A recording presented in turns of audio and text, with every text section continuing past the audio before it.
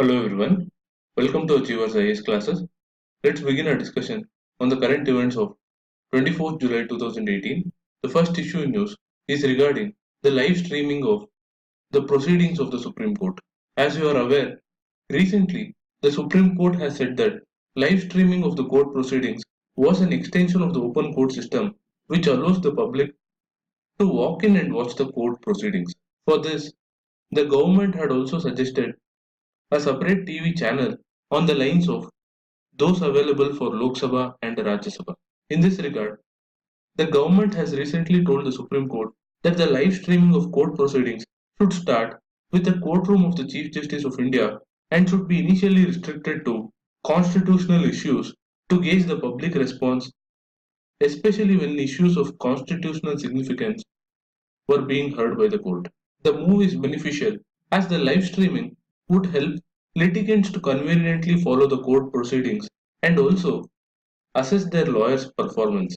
Further, people from far-flung states do not have to travel all the way to the national capital just for a day's hearing. On that note, let's move on to the next issue, which is regarding the clarification given by the government that a new and independent body comprising of academics using an ICT-enabled platform will give grants to university once the University Grants Commission is repealed.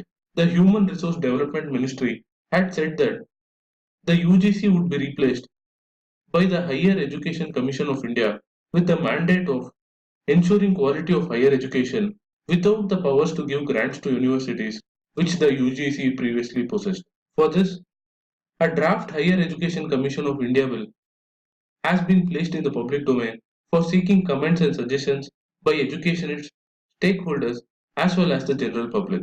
In a related development, the Lok Sabha has passed the National Council for Teacher Education Bill, which intends to give retrospective recognition to central and state institutions that are conducting teacher education courses. I have already discussed both these bills in details in my previous news videos, and I request those who have missed it to go back and watch the same. The next issue in news is an editorial regarding the recently held GST Council meeting and its outcomes. The GST Council has announced a reduction in tax rates for over 85 goods, including that on consumer durables like television, washing machine, etc., thereby leaving just 35 products, including tobacco, automobiles, and cement, in the highest tax slab of the GST structure, which is at 28%. Products like sanitary napkins, which attracted a GST of 12% before, have been exempted, and several other products, including those from the employment intensive sectors such as carpets and handicrafts, have been placed in lower tax slabs. On the service front too, there have been many changes in order to drive consumption ahead of the festive season and also woo the voters ahead of the state and parliamentary elections. The actual impact of these changes, however, will be available soon, and if well implemented, the revenue lost due to tax cuts could be offset by higher consumption of these products. But there are two major concerns with respect to the recent meeting. Firstly, companies may not have enough time to rework pricing strategies and replace the existing inventory, failing which they could attract anti-profiteering action. And secondly, members of the GST Council have questioned its functioning, complaining that not all the changes and rate cuts were placed on the agenda for discussion. Therefore, such friction should be avoided in future and center-state cooperation must be maintained for further rationalization of the GST tax system. On that note, let's move on to the next issue, which is regarding the Inter-Creditor Agreement. The Inter-Creditor Agreement, or the ICA, is an agreement among banks that have dues from a borrower in stress. As per the pact, the lead bank, which has the highest exposure to the defaulting borrower, has the mandate to formulate a resolution plan that will be executed in a time-bound manner. It is applicable to all corporate loans above 50 crore rupees and also if 66% of all the lenders in terms of aggregate exposure approve the plan put forward, then the pact is binding on all parties. However, Dissenting lenders will have an exit route either by selling their exposure to another lender at a 15% discount or by buying the entire exposure of all the banks at a 25% premium.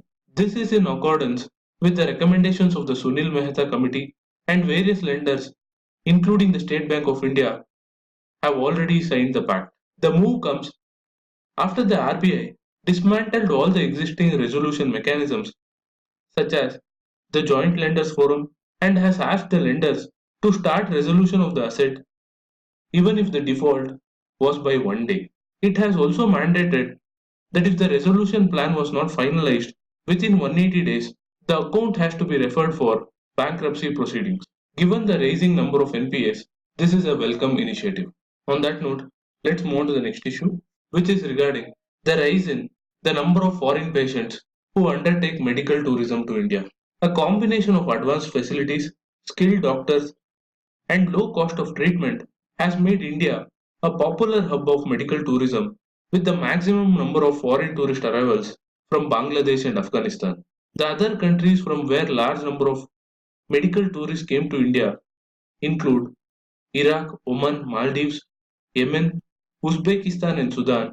A fact to be noted in this regard is the Niti Aayog has identified medical tourism as the major source of foreign exchange earnings, thereby highlighting the importance of this sector.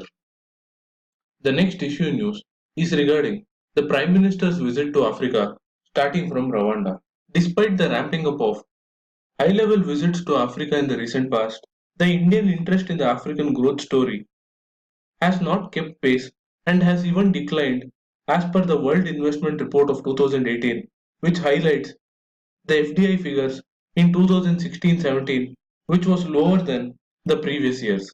While one of the reasons has been the investment climate in the African countries itself, but India's investments have been concentrated in the East African trade and investment opportunities as well as dependence on petroleum and liquefied natural gas. Further, there are challenges of Chinese competition as well, therefore demanding diversification in India's approach to Africa in order to broaden the economic engagement. The next issue in news is regarding Iran being the second biggest oil supplier to India in the period between April and June 2018. This is because various refiners had decided to almost double their imports from Iran due to steeper discounts offered, almost free shipping, and extended credit period on oil sales by Iran. This comes at a time when there is growing pressure from the US to cut down imports from Iran post its withdrawal from the 2005 nuclear deal. In this regard, the first set of sanctions will kick in from August 6th, and it remains to be seen how India responds to US pressure.